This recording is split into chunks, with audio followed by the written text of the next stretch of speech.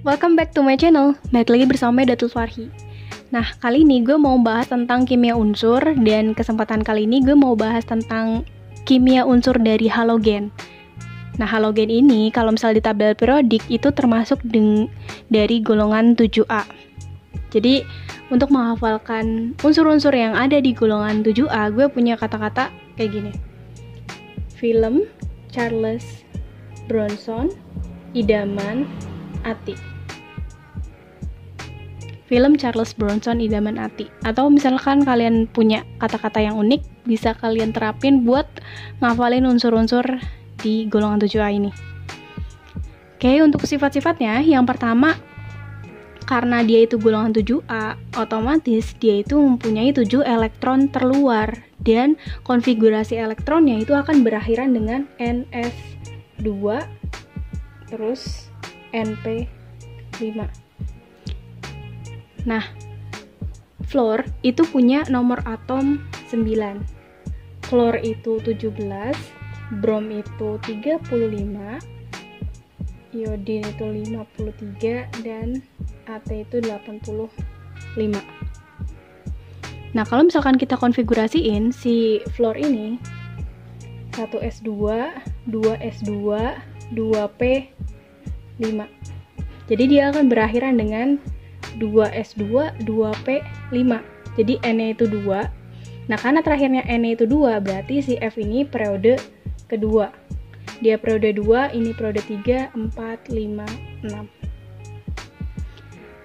Nah, untuk sifat-sifatnya, karena dia itu di tabel periodik ada di sebelah paling kanan, jadi golongan 7A tuh di sini kan. Terus ini gas mulia. Nah, ini golongan 7A. Karena dia ada di sebelah kanan dari tabel periodik, kita akan punya sifat-sifat. Di sini ada energi ionisasinya tinggi, terus keelektronegatifan juga tinggi, keelektronegatifan tinggi.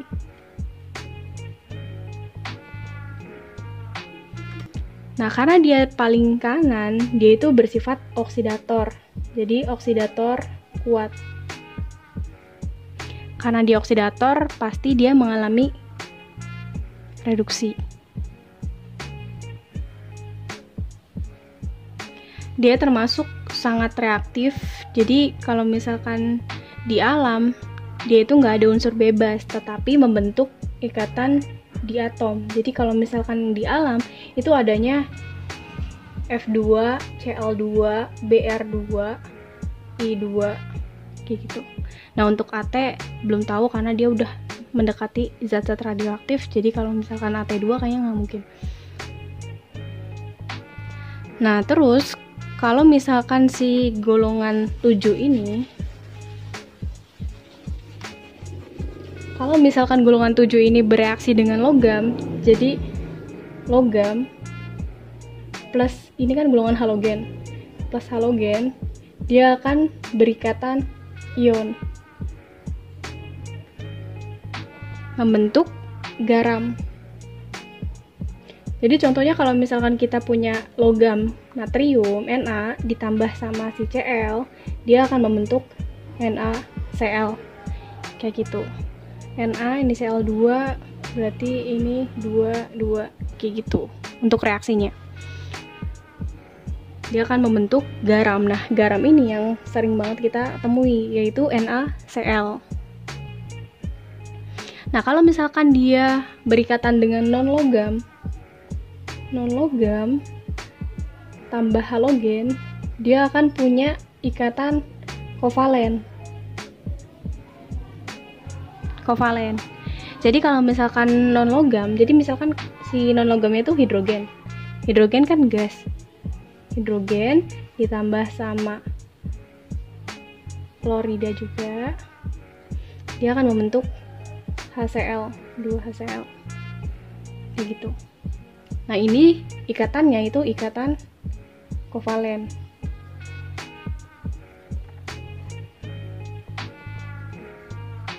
Terus untuk sifat-sifat yang lainnya, misalnya jari-jari. Dari atas ke bawah, itu jari-jarinya semakin besar. Jari-jarinya semakin besar, Terus untuk kereaktifannya, semakin ke bawah itu kereaktifan itu semakin berkurang. Jadi kereaktifannya semakin berkurang. Semakin ke bawah juga, sifat dari oksidatornya itu melemah. Oksidatornya melemah. Nah, karena di sini itu bisa masuk ke daya desak. Kalau misalkan di elektrolisis itu si logam dari si golongan halogen itu bisa mendesak ion logam dari halogen ini. Jadi kalau misalkan kita punya F2 dia itu bisa mendorong si Cl-. Kalau misalkan kita punya Cl2, kita bisa mendorong Br-. Kayak gitu. Nah, mendorong ini maksudnya adalah mampu mengoksidasi yang ada di bawahnya, kayak gitu. Nah, semakin ke bawah, itu titik didihnya makin tinggi. Titik didih itu setara sama massa molekul relatif, jadi kalau misalkan dia punya nomor atom semakin besar, nah nanti dia itu punya titik didih yang tinggi juga. Nah, untuk wujudnya, jadi kalau misalkan di alam si F fluorida sama klorida,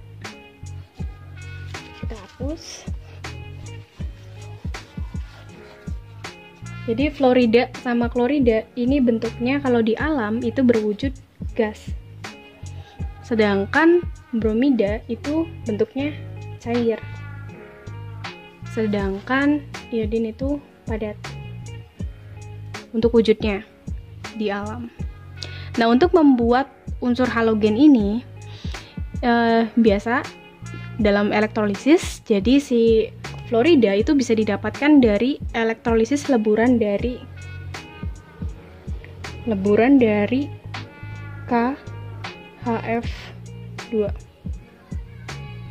Kalau misalkan klorida itu leburan dari garam, udah pastilah NaCl.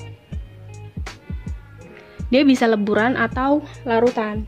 Beda sama yang golongan 1 itu dia bisa dihasilkan dari leburannya saja, sedangkan si klorida ini dia bisa leburan atau larutannya.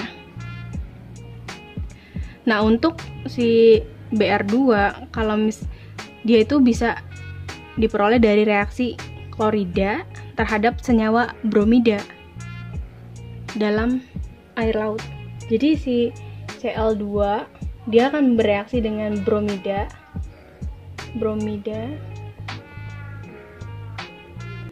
Br- dalam air laut. Untuk reaksinya gue juga belum terlalu paham.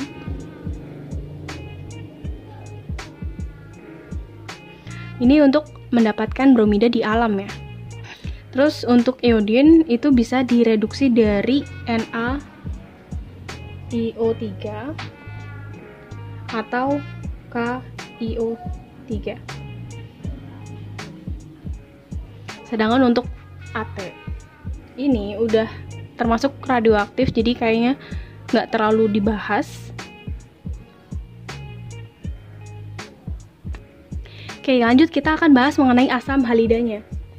Jadi kita akan bahas mengenai asam halida. Asam halida. Jadi kalau misalkan asam halida itu sifatnya adalah sifat reduktor. Nah, untuk kekuatan reduktornya, jadi kalau misalkan kita punya HF,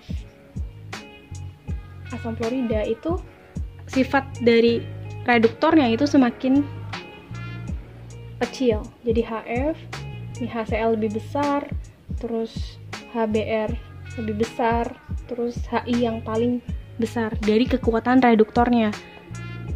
Seperti yang kita tahu kalau misalkan dari atas ke bawah untuk F ke I itu oksidatornya semakin turun ke bawah. Berarti kalau misalkan oksidatornya semakin turun ke bawah, berarti yang semakin ke bawah itu semakin reduktor. Jadi dari reduktor dari bawah ke atas itu semakin kecil juga. Jadi kebalikan sama oksidatornya. Nah, untuk kekuatan asamnya, kekuatan asam Nah, namanya juga asam kan, pasti ada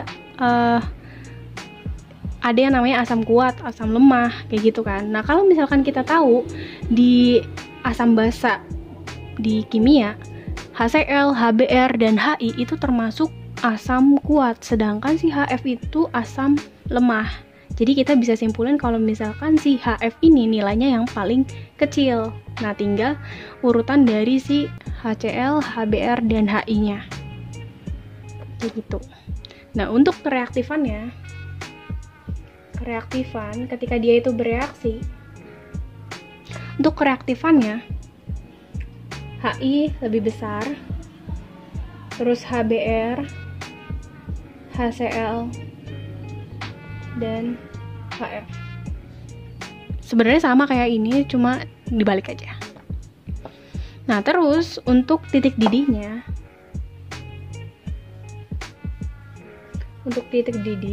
nah, dia itu kan udah dijelasin tuh dari atas ke bawah itu semakin kuat.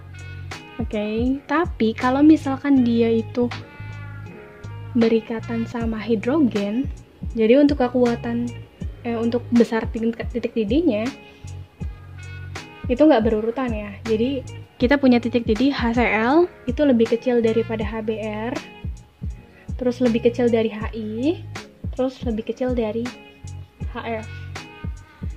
Kenapa? Karena di sini tuh ada ikatan hidrogen yang semakin membuat si asam halida ini semakin tinggi.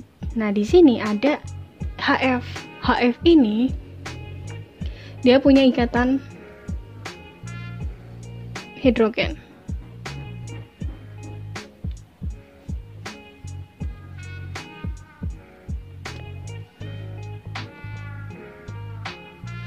Oke, sekian dari aku, semoga bermanfaat. Jangan lupa like, comment, dan subscribe. See you!